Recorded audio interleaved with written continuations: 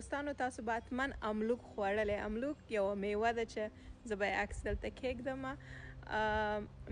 زما هم ډېر خوښیږي، خو ما ته نن جالب دا و چې زما په انګړ کې دا یو نیالګی مې کښېنولی ده د املوکو. که تاسو نه یې لیدلي اوسه پورې اوس یې وګورئ. نن یو شی چې ډېر زیات په زړه پورې و ما ته، زه راووتلم او ګورم چې دې املوک ګل نیولی ده او غوښتم چې تاسو سره شریک کړو. ډېر ښکلی ګل، راځئ چې تاسو ته یې وښیم.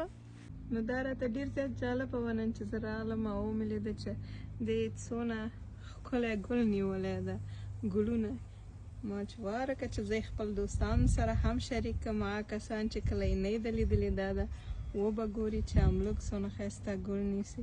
دلته نور ډېرې غوټۍ کړي دي، غوټۍ یې ډېرې دي. نو زه باید تاسو ته هم غوټۍ وښیم او کله چې دا میوه ونیسي له خیرت سره او میوه یې لویه شي نو د هغې ویډیو به هم تاسو ته له خیره سره واچوم. خو دا ګلک ډېر ښایسته ده، ګلک په دې ګل منځ کې به حتما بیا یې میوه کېږي.